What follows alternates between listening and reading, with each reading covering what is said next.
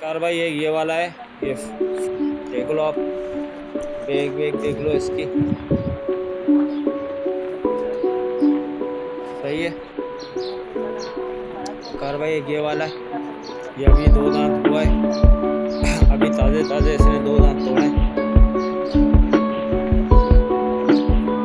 दूसरा बकर भाई ये वाला है, इसके बकरा ईद तक के 4 दांत हो जाएंगे।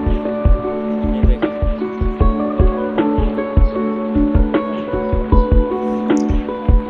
ये चौथा वाला है, इसने अभी तक के दांत नहीं तोड़े। अगर ये दांत तोड़ देगा तो इंशाल्लाह ये